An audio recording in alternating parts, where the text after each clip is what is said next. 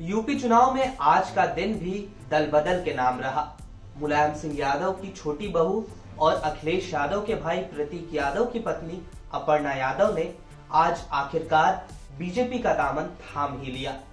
तो वही योगी आदित्यनाथ के विधानसभा चुनाव के मैदान में पहली बार उतरने के ऐलान के बाद अब अखिलेश यादव भी यूपी चुनाव में सपा उम्मीदवार बनते नजर आ सकते हैं।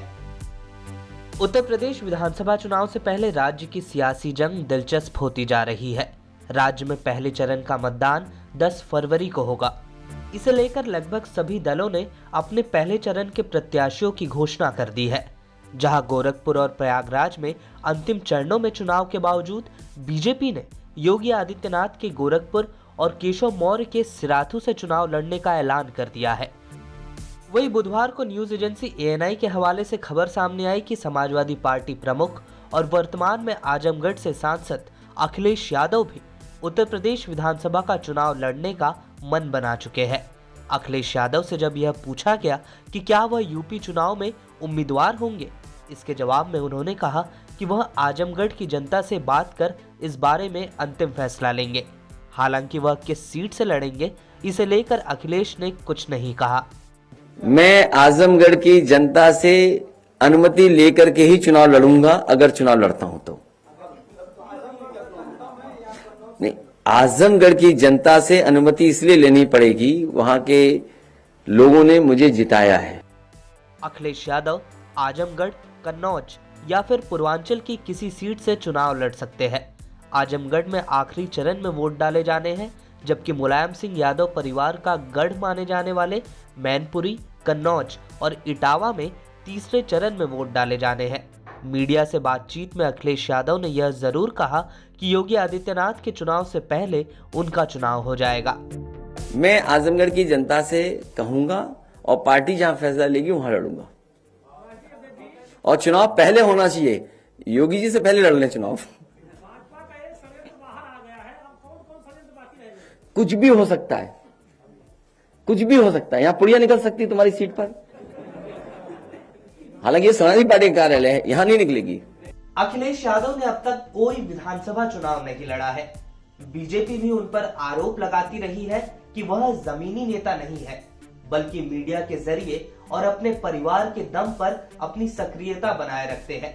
यही वजह है कि इन चुनावों से पहले बीजेपी भी अखिलेश यादव से सीधा सवाल पूछ रही है कि वह किस सीट से विधानसभा चुनाव लड़ेंगे।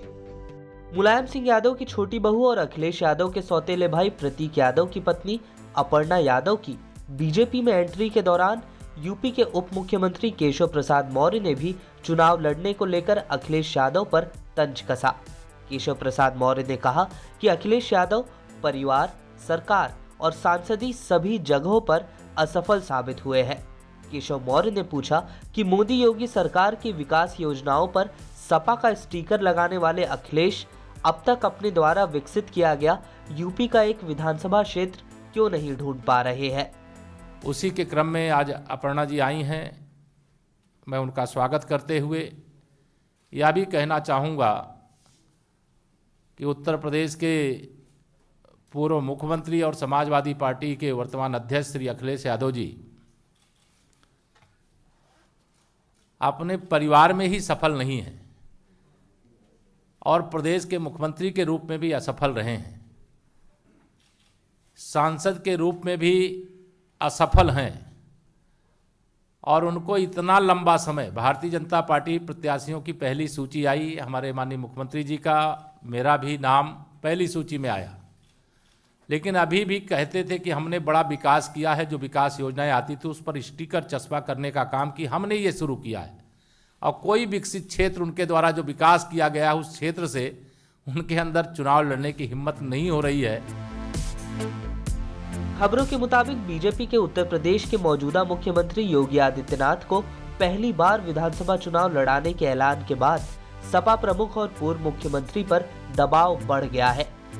लेकिन अयोध्या से चुनावी रण में उतरने की पूरी तैयारी कर चुके योगी आदित्यनाथ को वापस अपने घर गोरखपुर भेजे जाने को कई राजनीतिक जानकार योगी के लिए पार्टी की तरफ से सख्त संदेश बता रहे हैं। क्योंकि योगी जैसा कट्टर हिंदुत्व का चेहरा अगर अयोध्या से उतरता तो पूरे प्रदेश में वोटों के ध्रुवीकरण की उम्मीद और ज्यादा रहती, लेकिन पार्टी ने ऐसा नहीं किया। तो वही कुछ का मानना है कि पश्चिमी उत्तर प्रदेश में हो रहे नुकसान की भरपाई पूर्वी उत्तर प्रदेश से करने में बीजेपी कोई लापरवाही नहीं बरतना चाहती। पीएम सीएम के बूते बीजेपी चाहती है कि सीटों के नुकसान को पूर्वांचल से कम किया जाए।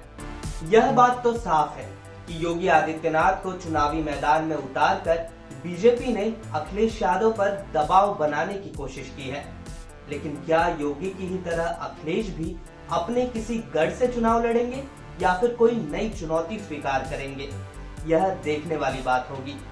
यूपी चुनाव से जुड़े इस वीडियो में फिलहाल के लिए बस इतना ही। देश दुनिया की तमाम खबरों के लिए बने रहिए लोकमत हिंदी के साथ।